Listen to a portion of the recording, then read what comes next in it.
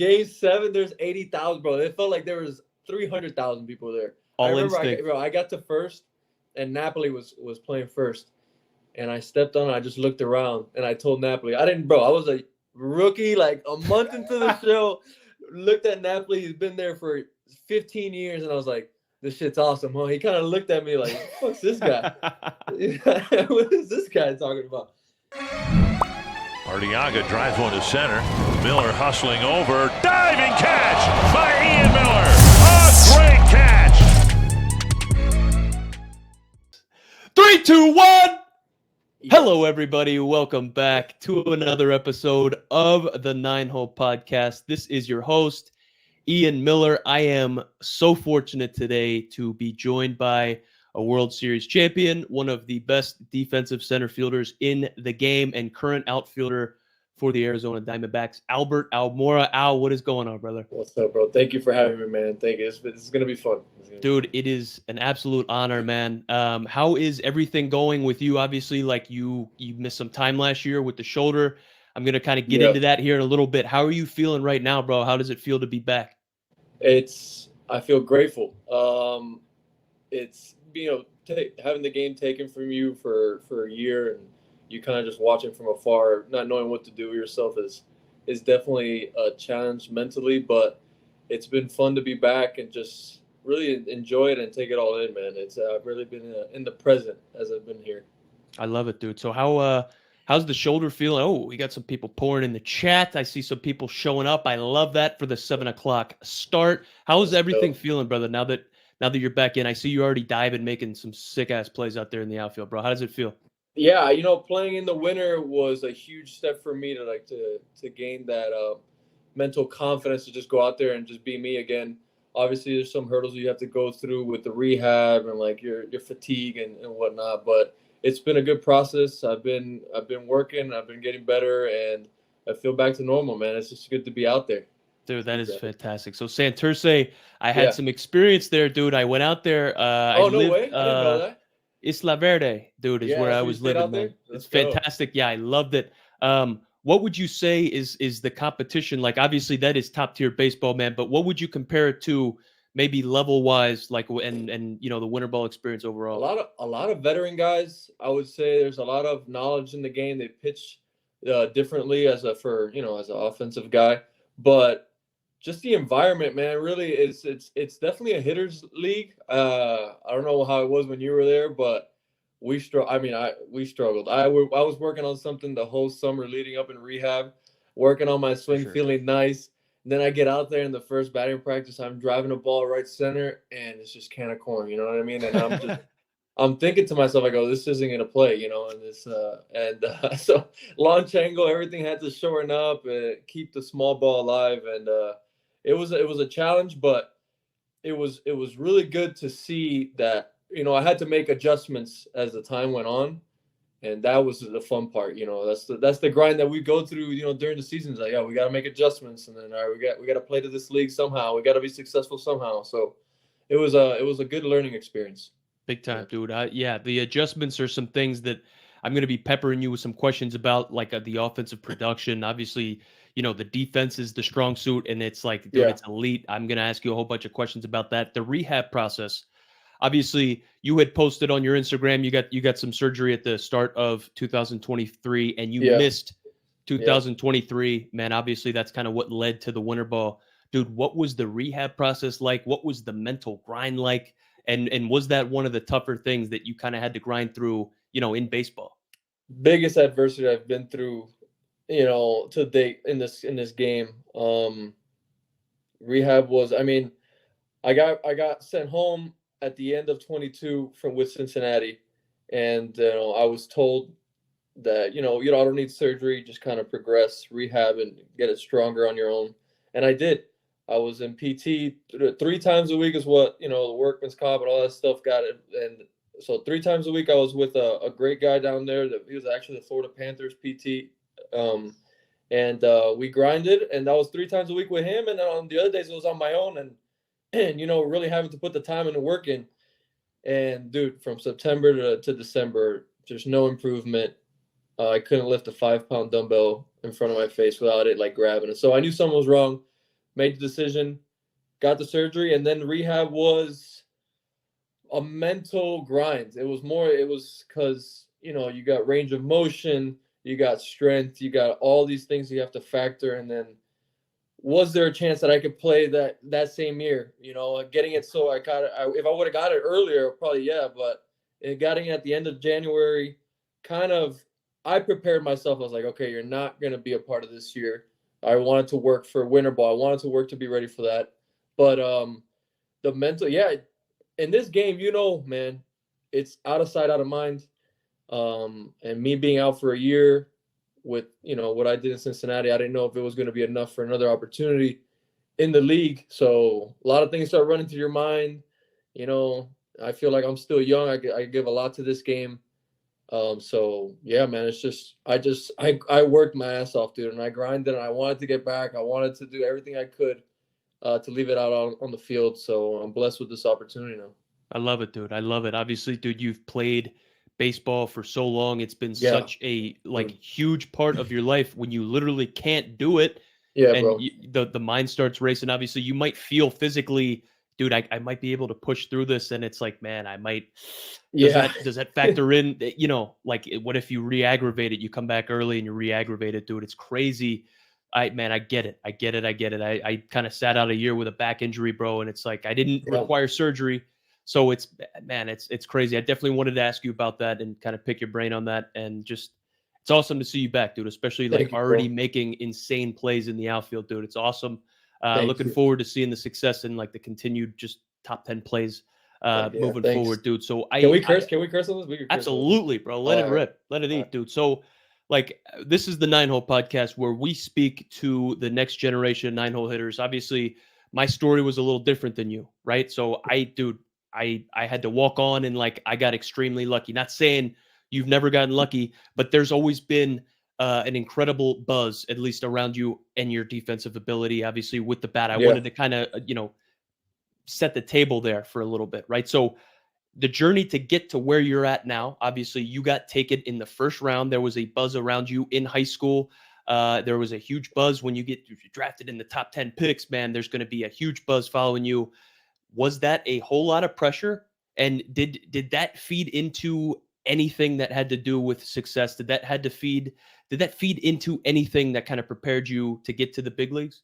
Yeah, I mean, I feel like just being as that, getting drafted, I just bought me opportunities, I feel like. But the pressure aspect, I put a lot of pressure on myself. So I didn't really sat down and focus on I got to perform. I wanted to do it for me. You know what I mean? I knew the type of player I was and what level I could play at. So never felt that. I had the pressure within myself. So I never really listened around. But yeah, man, it feels like yesterday, but it's been a fun, the way this life, it's life, right? So I just continue to grow and continue to mature and continue for experience to get better, and then it feels good right now. It feels good to 100%, 100%, dude.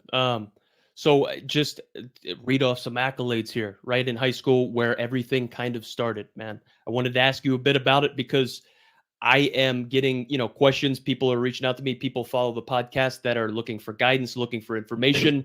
It's awesome to touch on your story and kind of elaborate when the spotlight was on you, how things were going, man. So 2011, you were the USA Baseball Athlete of the Year, played in a record 6 national teams in high school, which is fucking nuts. You were committed to play at Miami before you got drafted in the first round, number 6 overall. Obviously, dude, there is an incredible buzz surrounding you. I wanted to hit on, obviously, there is just the hype, right? The all eyes on you, man. When did that start? Was that a specific instance? Was that a specific season, a specific team? How did that start, that buzz surrounding you? That's a good question. You know what? I've always played on really good teams, right? I've always, even in travel ball, I had former major league players that have coached me and kind of, I don't know, put some work ethic, and obviously I got that from my pops too, but taught me how to be a competitor, right? So I would say when I got to my first USA team when I was 13, that I actually branched off and went to a different country and did that kind of on my own. I started seeing the talent that was around my age group, right? Those were the best of the best. And I started seeing that, and nobody worked harder than me, bro. Like, that there was just in high. I don't know. It had to be very few, man. I grinded, and yeah, tournaments would go by, tournaments would go, and I would be doing well, and then USA, and then the early mock drafts, like shit that I don't even know how. Thinking back at it, like how people knew and stuff like that. But I would say USA was really what opened up my brand, would you say, for the game, and just kind of dominating that set me apart. And yeah, I was all those things you named off, man. It happened so quick, but the work never stopped. The more hype I would get, the harder I felt like I was going. So it was it was a blast. Yeah. I love it. So right around 13 is when you probably 13 is what I started seeing, like, all right, I was kind of young for draft stuff, like, but this is like what 2012. You were a dude then. Yeah. These are the guys that I'm going to be going. Yeah. I love it, man. Yeah. So obviously you were a first rounder, right? The number 6 pick coming out of high school. So I'm thinking about my situation and how like young, maybe immature I was, not just like personally and professionally, but in the game, dude, the stuff that I didn't even know being a 21-year-old getting drafted. You know what I mean? Yeah. So you're a first rounder that has to grind through the minor leagues. You were drafted 6th overall, right? So you're 17, 18, whatever it is at the time. People can look it up, right? You're a millionaire, and you have to grind through the minor leagues. You leave home. What's that like? What's the initial thought process like? You're stepping into a man's world, with all this money, with all this hype surrounding you, dude. What is that like?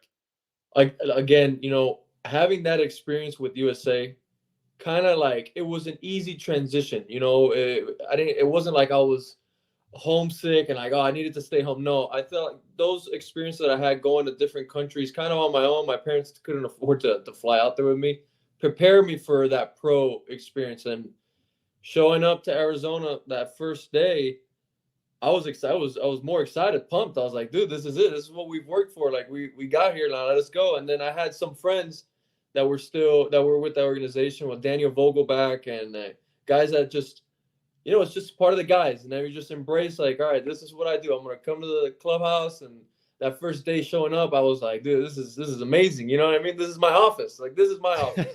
That was going through my 18-year-old brain at the time. I didn't know how, tough the minor leagues. I've heard stories, but like the grind, and obviously I was blessed. I had some better financial options and some of teammates that I've played with that are, living 4 to 5 to a place, really they're really grinding. I was fortunate enough to, have a decent spot and whatever, but it's still, the grind is still the grind. No doubt about it.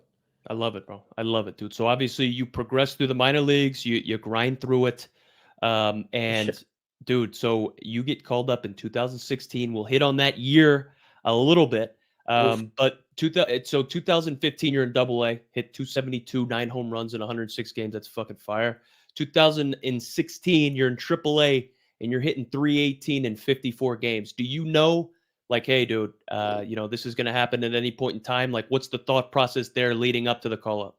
I was so just focused on like trying to progress as much personally because the team was stacked. You know what I mean? Like, you guys, that team was incredible team. So I didn't know where I fit in there, but I was having a good, season. I really wasn't thinking about it, but it was just, it's fun. When you're doing well, it's fun. You go to work happy and all that stuff. So it was just a great year, man. We were rolling. I love it. What was the call-up story like for you? Was it like fairy tale? Because, dude, I didn't get to experience that. I didn't get to experience it. You didn't get that? No. Dude, it was just a handshake. It was just like a transaction, bro. I got traded, and it was like I didn't get to know the manager too well, man. You know what I mean? I was there for like 3 weeks. Hey, yeah, you're called up. Dude, what was it like for you? So the game was over, but I think the Cubs were on the West Coast, and Solera happened to go down. And I was back I was back with Crystal, back with my wife in our little studio in Iowa.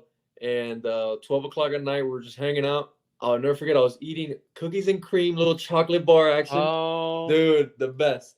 It gets better. It gets better. So I see the manager call me, and I see Marty call me, and I'm like, hey, Peeve. Peeve. I go, something's got to be up, and he tells me the news, like, hey, you could be going up. It could be a taxi squad, whatever. I blacked out. When he was like, get on a flight, I blacked out. Immediately proceeded to throw up that chocolate from the nerves. I was just, it hit you. Dude, it was insane. I started, my wife was pregnant at the time, and it was late, and it was just so much emotion. I obviously called my parents right away, and it wasn't even, bro, now thinking back on it, it wasn't for sure. Like, they pulled him as a precaution, but like, if he was straight, then I would have had to fly straight back to Iowa, like, called everybody, like, hey, stinks. So I actually sat in my hotel room in Philly for like an extra 2 hours because they were waiting to see what his MRI would have showed. It was funny. But yeah, man, it happened quick, and I was on that was at like 1 a.m. At 5, I was on the next flight to Philly. That's incredible. That's incredible, dude. We got a question here in the chat. A&M 1128. Who is the toughest pitcher that you've ever faced? Man, there's a lot of good ones. If we want to come back to it, if you want to let that marinate for a little bit. In 22, I faced. I'm terrible with names, but he's a starting lefty for Tampa. Dude, he started the All-Star game. McCannon, I don't know. But beats me, brother. Blowing a hundo piece from the left-hand side and mixing in like change-ups, off-speed, whenever, like, bro, it was. That's went unfair. Up there just unleashing off-speed, not throwing me 100 ball. Dude, it was a tough at-bat. I didn't have any success against him. No, it wasn't fair. When I was cheating fastball, he would throw me off speed. When I was on off speed, was blowing cheese by me. It wasn't a good time for your old friend out here facing him. But funny how that works, huh? Yeah, I know. So, dude, you got called up. Obviously, like that's a pretty sick story. You end up, having an outfield assist in your first fielding opportunity, right? Yeah, yes. A play at the plate. Yes, dude, that's something that I wanted to talk about a little bit, the defensive stuff, but I'm getting ahead of myself. So we're still in 2016, and obviously Chicago Cubs fans know that is the year that the boys brought home some hardware and won a World Series, the first time since, I believe, 1908. Mm-hmm. And so just talk about the Game 7, dude, where you absolutely changed the game here, that tag up, top of the 10th, right? Schwartz hits a single. Yep. Dude, deep fly ball. Right, KB hits a deep fly ball. Deep fly ball, yeah. You tag up, dude. I'm sure you've talked about this a million times. Was that something just in your head, you're reading it? Or was it something like the first base coach is yelling at you, get back, get ready to tag? I couldn't hear shit, bro. Are you kidding me? Game 7, there's 80,000, bro. It felt like there was 300,000 people there. I got to first, and Napoli was playing first. And I stepped on it, I just looked around, and I told Napoli, I was a rookie, like a month into the show, looked at Napoli. He's been there for 15 years, and I was like, this shit's awesome, huh? He kind of looked at me like, what's this guy? What is this guy talking about? And no, the situation, there was nobody out, and KB, we're top, nobody out, we tag. But in that situation, it was kind of iffy because it was driven, you know what I mean? So, like, that shit gets down, and I'm standing on first, that could, I'm not going to be well liked in Chicago. So I just kind of took a gamble. Being an outfielder, it helps to see guys, going after balls and seeing what that feeling. So I kind of looked, I saw him kind of coasting, and we don't coast after balls if it's going to be driven off the wall. You know what I mean? Like, we're either going for it or you're coasting where it's a homer. So that's what I thought. I said it's either going to be a homer or he's going to catch it. And Rajai is a great player. I thought I could take advantage of his arm, and I went. And it felt like it was 100 yards, bro. It felt so far away. And then I slide into second, and Lindor, which is he's a friend of mine, we played on the same USA team one year, kept trying to tag me and kept trying to come back and tag me. And I'm standing on second, like shaking. I'm like, bro, one of these tags are gonna take my foot off, and I'm gonna be out, and I'm gonna lose my shit here. I love that, No, it was man. fun. It was I fun. love that. And then, dude, Zobrist hits a double. Yeah. And I dude, mean, the rest is history. that's another, like, they walk Riz to face Zobrist, which is obviously our hottest hitter in that series. And I remember looking back at Lindor, and I was like, that's not a good idea. I remember telling him that, I don't know about this one. And he was shit. You could tell he was looked at me, and he's Lindor. You know Lindor. He always has a smile on his face, like always like happy-go-lucky. He looked at me, and he was dead serious, bro. He moved away, and I was like, oh, he's nervous. And we all were, bro. I was thinking of every possibility at second base. Like, if a ball is hit to each side of the field, what do I have to do? I'm trying to do this within seconds. I'm like, all right, if the ball's in here, where do I gotta go? Because you don't want to be, it's tie game, bro. You don't want to be the guy to mess it up. You know what I mean? So it was exciting, but it was definitely, I was on my toes for sure. 100%, brother. Dude, I remember watching like that. I remember watching the whole series. I remember watching everything. It was mind blowing, and just hearing like the crowd roar on TV. It's like it's fucking different than regular. I blacked the fuck out. So 100%. you score that run, man. You guys end up winning the World Series, bro. What is that feeling like? What is that like, and how do you celebrate? Oh man, dude, it's so. Usually when the team wins, everybody like celebrates out on the field, right? The presentation, everything's on the field. It was literally pouring rain. Like, that's one thing I don't know if a lot of people know is the umpires were like, "Yo, we're gonna restart this game, but you guys got like 35 minutes before this shit hits the wall. Like, the rain gets crazy, and we're gonna have to restart this tomorrow morning." Ooh. Like, it was that close to being a terrible, terrible experience. Game 7. So yeah, it was the celebration was a lot of inside, I mean, obviously the alcohol there is just through the roof, smoking cigars. I mean, you have Bill Murray is like coming up, giving me a kiss on the cheek, taking pictures of Eddie Vedder, like all these superstars are just, and you're just involved, and everybody's hugging, everybody's like in the dugout, didn't care if it was raining. It was just an emotion that it didn't stop for me, at least for a couple months. Like, it was just always constant on the move. The parade, signings here. It's just I went on vacation and just continued partying. Like, I gained so much alcohol weight. It was unreal, bro. Dude, well deserved, man. Would you say that to this point, I mean, nothing can top that on the baseball field? Is that the coolest moment by far that you've ever experienced?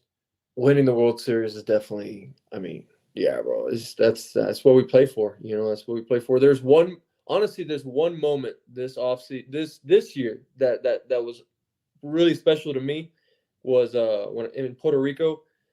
One thing is our team, they loved family, they loved kids around, and my kids came to visit. Bro, AJ was with me. Tino, my youngest son, he's still young. He wants to be with his mom, but my oldest son is like playing baseball now, and yeah, bro, he's playing ball now, dude. It's crazy. But he was with me. From there's a 7 o'clock or 6 o'clock game. He was with me from 12, literally up to like national anthem on the line stretching. Yo, that's, to me, nothing will ever like that. You can't beat that, dude. He was like, bro, shagging, picking up balls in the cage. Like, we were swinging like the whole day. Like, we can't do that here. Like, this is work. You were working, and you can't have kids like that. So for him to experience like the pregame, like the meals, like the music. People were playing dominoes, like messing around. He was loving it. Dude, that to me, I'll never forget. That's something that I wish I could have experienced if I had a son, right? I have a daughter who's 9 months old who has no idea what's going on, obviously, right now. But that's something that you always dream about, dude. So that's awesome that you get to experience that, man. That's so sick. I'm trying to keep the dream alive as long as possible, just for them to see and just be able to live with me a little bit through this. Dude, he'll never forget. Dude, that, never. That's man. so sick. So you've played parts of 7 seasons in the show. You are about to enter your 8th, and you've been with 3 teams, dude. Right? Yeah. So the Cubs, the Reds, the Mets. Where is the best spot in your opinion? Where's the coolest spot to play? Either as a visitor, man, or home, whatever. However you want to kind of answer it, dude. Where's the best spot? Whether it's, the stadium or the city or the overall experience. Uh they're all there. You're guys. Usually, guys, I answer bias because they do well in certain spots. Like Mm, the big leagues is it's man, it's a different life, man. Like this is it's beautiful. I love history. So being in Wrigley for almost 6 years, to them playing like in Boston, I never got to old Yankee Stadium, but like Dodger Stadium, these kind of places that have a lot of history behind it, where special, baseball has been played. That shit always stands out to me. I love that kind of stuff. Even though the clubhouse in Boston stinks and it's yes, small, but the vibe there is just sick. You know what I mean? Like you literally have to cross fans to go to like the weight room, and you're just it's just the vibe. It's just dude. it's Fenway. You know what I mean? So those kind of experiences are hard to top, no I doubt. But love then it. you got places like Miami where it's home and you get the family to see, and you usually try to do well series. Oh, even more. You try to For press a sure. little bit, but it's always fun, like being in center and having your friends in center field stands talking shit, and like you play with some of my friends. We played Warzone. You know how much That's we right. just rank on each other, and we have a good time, and yeah, I enjoy those moments. I love to hear that, dude. I actually, dude, I debuted in Fenway. So I was Oof. out in center field fucking shaking, you know what I mean? Like just trying not to throw up, Yeah, Dude, it's bro. That's crazy. Dude, there's not one bad spot obviously in the big leagues, but yeah, you'd be surprised with how dumpy kind of the away clubhouse is in yeah. Fenway. Obviously, you go back you get to the kitchen and it changes, right? You go through. I don't know if they did that when you were there, but when I experienced it, you have like metal lockers like a high school locker Oh room, yeah. Oh and yeah. then you go back through this long hallway and then you take a right and you go up into the kitchen and they like redid it. I guess I Yeah. don't know if that was the first year or what it was, but dude, I was blown away. Blown away. It's crazy. No, they're gonna do some work to that. I'm sure. I'm Yeah, sure dude. they'll Yeah, fix it up. dude. So, Rick, bro, I got a couple more questions for you. I yeah, wanted yeah, to hit on personally, obviously your defensive play is nuts, and you've had success with the bat. I wanted to hit on the elite defensive center field play, and maybe just like preach to the next generation of center fielders. yeah, Obviously, dude, I spent some time with you. I was fortunate enough to kind of be around you in spring training, the alternate site, man, the year that, COVID, yeah, when that shit shut down, dude. So I tried to just emulate you, be around you, pick your yeah. brain whenever I could, dude. When you're in center field, bro, obviously you're making diving plays, you're making insane catches, you're throwing people out and shit. What is the mindset out in center field? Like, are you just like right off the bat, everything is yours, man? Like, maybe take me through that, dude. What are you thinking in center? I've always said that if I could translate the way I think about defense to the offensive side, like it'd be a scary, and it's very hard to do. I try to have the same confidence, but hitting is so much harder. I could control everything on defense. I feel, and my mindset, bro, when I go play, when I'm starting games, I feel, and this is no joke, I feel like every game there's a chance that starting pitcher is going to throw a no hitter. So I never want to be the guy. So early in the game, like I am always like, yo, nothing's dropping here, nothing's dropping here. And I'm so not being the fastest guy. I really gotta be good and be on top of my, like the pre-pitch. I gotta be on top of like how his swings look. So I am, even though the outfield is very like it could be low key, you might not get a lot of action. My mind is racing, like, and I'm trying to, and being in when I'm in center, especially, like I want to control my boys. I want to know where everybody's at. I don't want to have any problems out here. You know what I mean? Trying to captain that ship, but I just try to slow the game down, and I try to be so prepared that when shit does happen, I'm just reacting. It's just a reaction, right? And now, honestly, for young outfielders, the key, honestly, what I've learned as of late, your first 10 steps is going to dictate if you make a play or not. It could be, I think, the 10 steps around you. You make a circle. If you're on point with your pre-pitch, if you're on point with your, being involved in the game and moving, those 10 steps are going to separate you from making plays or right out of the zone, or like that. Honestly, that play that I played in Arizona, a couple days ago. Yeah. I felt it was being my first game. You feel like, oh, I'm gonna be tight. No, I felt so engaged. Every step, every pitch, I'm trying to explode like a foul ball. I'm trying to move. I'm trying to gain every inch possible to cut down distance. Yeah, bro. Yeah, my shit. I feel like I'm getting better, dude. Like I feel like my shit's going to a different level now, just because of how in tune I am with. Honestly, it's the pre-pitch, bro. That pre-pitch little hop. Will Venable was the one that kind of introduced it to me. He was on here. He was. Yeah, that's right. I remember. Well, he introduced that pre-pitch. I remember him telling me, he's like, just look at infielders, and then I would see them do a little hop, little, look like a little bunny hop. And they're like, oh, what do you do? And I was like, oh, I just kind of walk into it. He goes, watch, just try to follow their lead, and then because you'll make up your movement. You know what I mean? I don't know. It's tough to explain, but I bought into it a lot. Having that whole year and a half off, not year and a half, just from this whole year. But I was thinking, since I couldn't go out there and catch fly balls and do shit, I was like, all right, how am I gonna get better? Because I don't want to lose a spot. I don't want to lose a step out here. I'm still 29, but your body's gonna be different. And if I want to play center, if I want to play premium outfield, I gotta figure out ways to cut down distance. And I bought into that pre-pitch, bro. Ian, I swear to God, we were the best first. The coach, our bench coach, he's with Texas, and him and Will are tight. And he really tried to reiterate it to like all the other outfielders, and they bought in, and we were the best team defensively. But it was a sight to see, dude. I'm in the outfield. I played a lot of left. I'm in the outfield, and I'm seeing everybody move, bro. Like everybody's ready. Like all my eyesight, I can see everybody moving right before the pitch. We're the best team defensively out there, bro. That shit makes a difference, bro. Makes a huge difference. So that's amazing. Yeah. I've been learning a lot about it, and I feel a lot of passion about it. I feel like it's gonna change. Yeah. That's big time. So I was gonna hit on like, dude, like how are you able to incorporate it or practice it, dude? You can literally do that anywhere, right? You can do that in the off season, in BP during the season. You can like anytime. It's all honestly. It's really, you get stronger. You get your legs stronger because you want to be explosive. Your first 10, you want to get to max speed as quick as possible. So a lot of it is in the weight room, but the drills are simple. Literally the eye wash drills that we do that are like, oh, right over your shoulder, that kind of shit.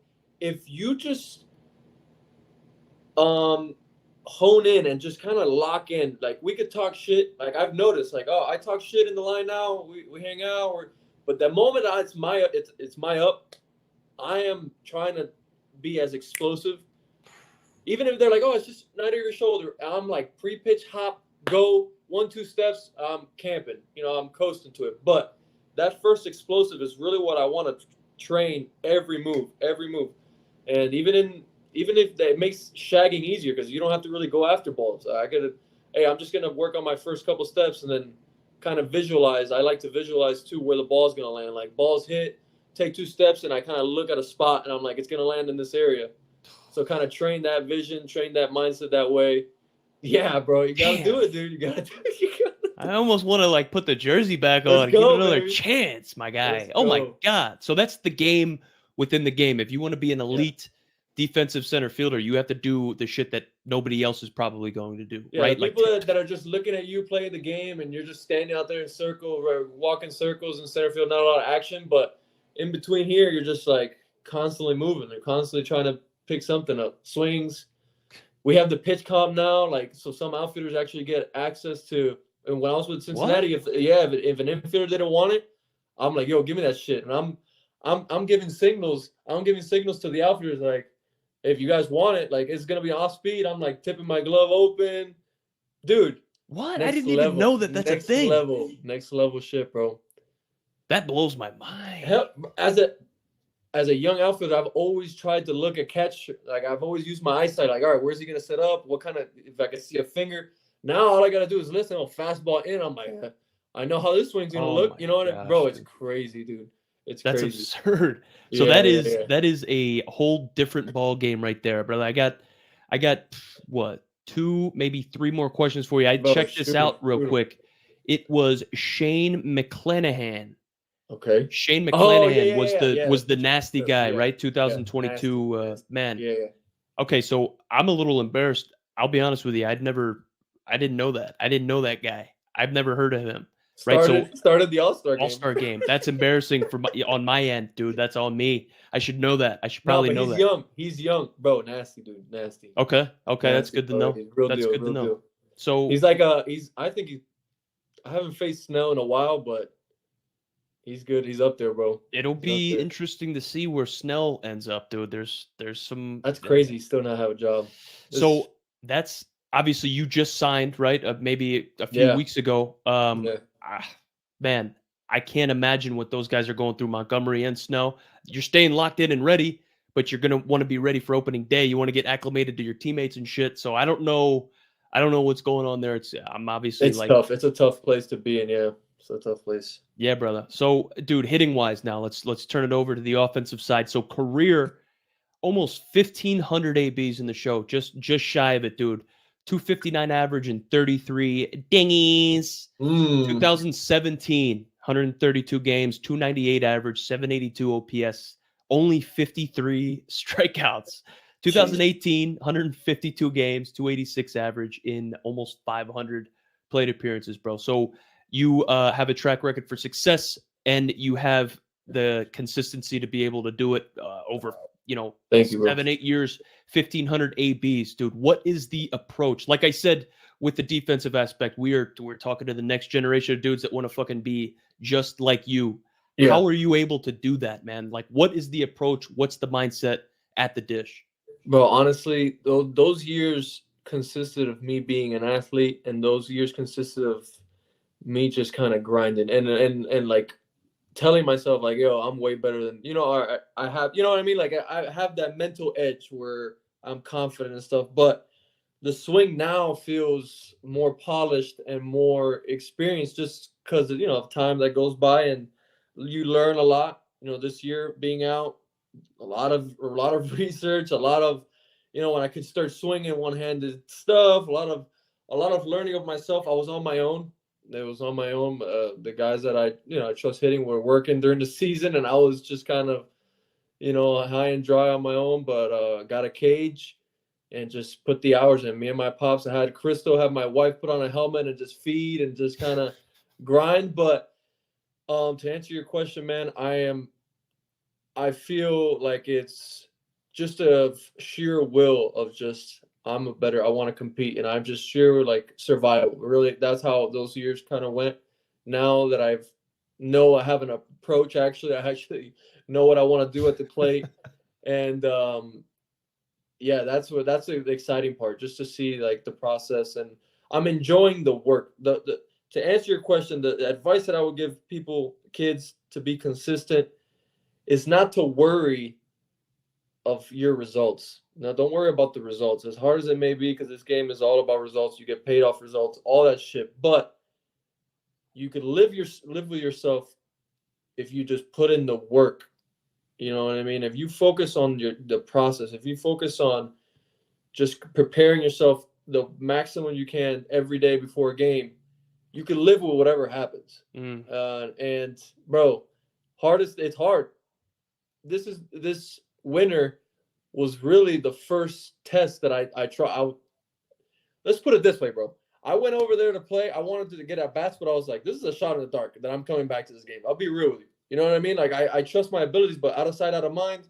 You don't get a lot of second chance, third chances in this league. Like, I'm getting older, coming back from an injury. I wasn't really sexy as a guy you want to sign, but in between the ears got sharp. And I went to Puerto Rico with a knife in my mouth, and I said, I'm not going to be outworked. And honestly, the results weren't really there. Like during the regular season, I was making adjustments for how the league plays. The balls weren't that good. You hit balls, wouldn't travel. We talked about it. So it was tough.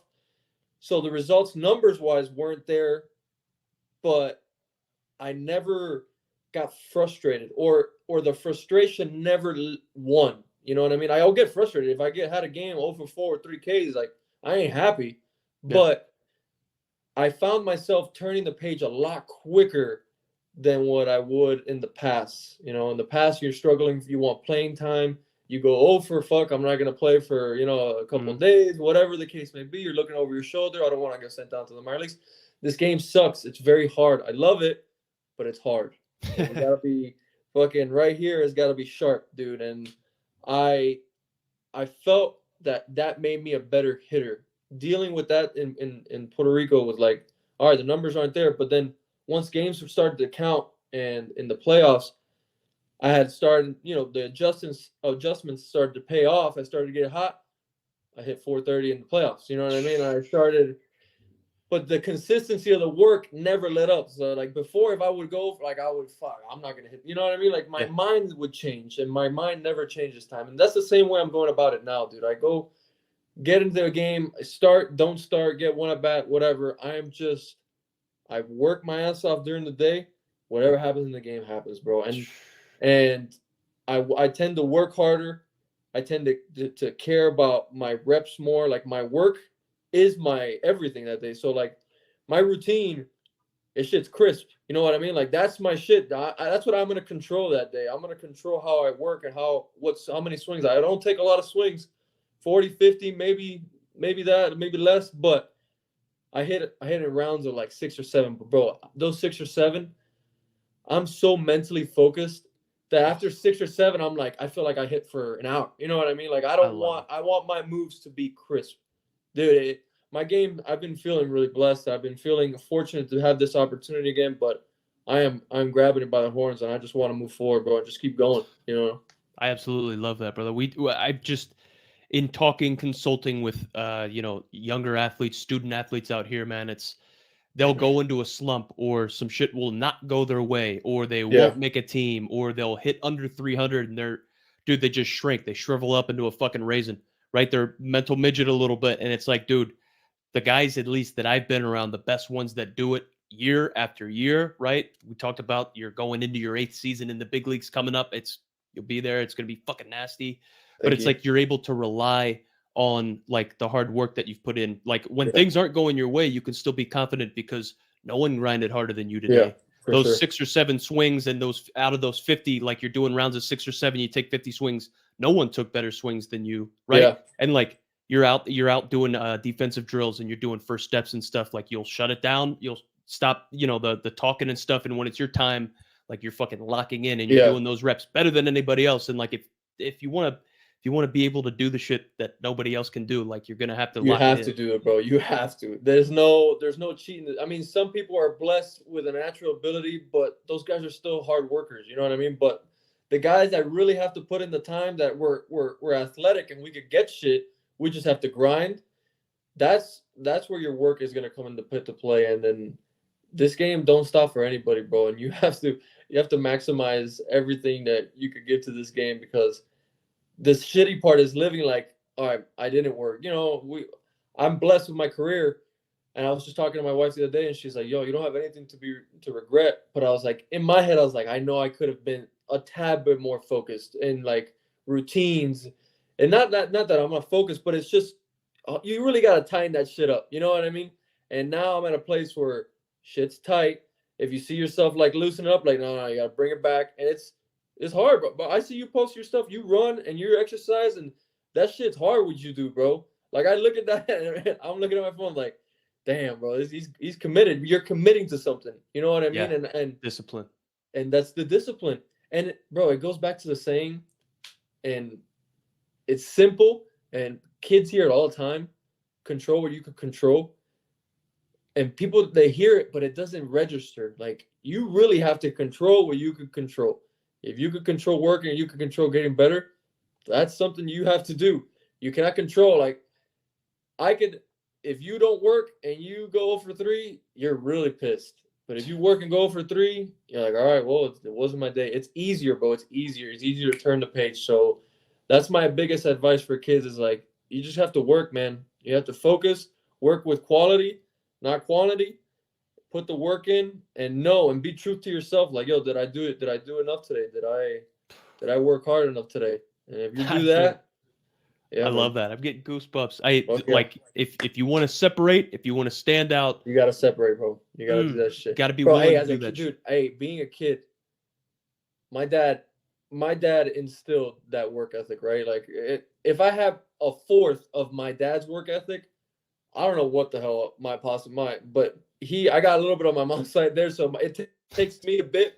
more like motivation and focus and sheer like will to get there. But my dad is a different beast. But we would practice so much, and we always be at the same park, same time.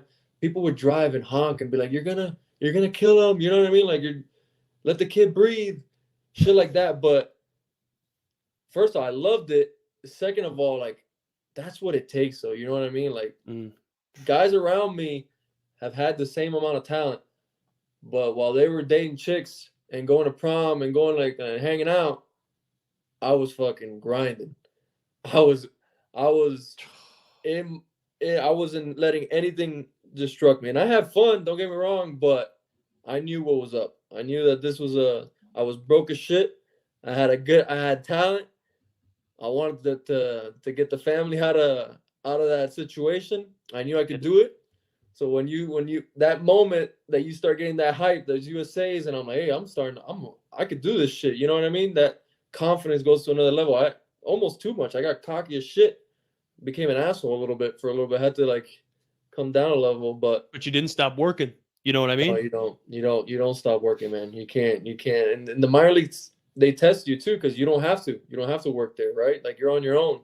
You're living in you have to go to these like weird ass gyms in the middle of nowhere. And, like, yeah, really, it's true, bro. It's true, and you have to kind of grind that on your own. But that's where it separates, and it took me a bit because I always had my pops always, I always loved it, but he was like my trainer, right? He was like, yo, we're gonna do this, this, and this. Once I got to pro ball, he wasn't there, and these strength guys, that's not their job. They're there if you want it, but if you don't ask, like, it's just kind of, they're not gonna bother you. Yeah. Bother you, especially like they don't want to get you hurt or anything like that. So you don't want to work out. They'll try to get you once a week, but it took a bit for me to be like, no, we gotta tighten this shit up. So for sure, bro. I absolutely love that, man. I feel everything that you're saying. I try to like verbalize that. I try to portray that, to my audience, the next generation. It's like, dude, I can say it a million times, but I have dudes like you come on here and say that. It's like, okay, you were a first rounder, you were a top 10 pick, and like people might think, oh, dude, he was just blessed with the best ability. He can run a fucking 6'2", 60 and hit the ball 500 feet. It's like, nah, dude, I just worked harder than you, brother. Yeah, yeah. I absolutely love that. I love that, dude. And the game, dude, it's sink or swim, bro. So it's either you or me, you know what I mean? And you're not working harder than me. Like, that's kind of what I'm trying to portray, dude. Yeah. So I love everything you're saying, dude. That's how you stand out. That's how you separate from the pack. You separate yourself from dweebs, dude. I absolutely love that. Last question I got for you, Al. I am so grateful for your time, dude. This is the 9-Hole Podcast, bro, where I'm trying to speak to the next generation of 9-hole hitters, underdogs, undersized, undervalued. Man, when you think of a 9-hole hitter, you think of a good 9-hole hitter or a good hitter in that spot, man. Like, what is that hitter able to do? What is a good 9-hole hitter able to do for a lineup? A good 9-hole hitter is just, to me, it's just nowadays, it's just another part of the lineup, but it's more of just put good at bats together. Put good at bats together, grind, and just get on base for the next guy. Just gotta try to do your best to move the line to the next guy. And being that 9-hole hitter, it's just like a second leadoff. You get on base, you set the table up for the big boys. It's a valuable piece of the lineup. Whoever says otherwise doesn't know the game of baseball. Like, it's honestly nowadays, it's just like being a number one. I've been there. I know that feeling being the guy that everybody hits in front of, and you still get the same opportunity, you still get the same big moments.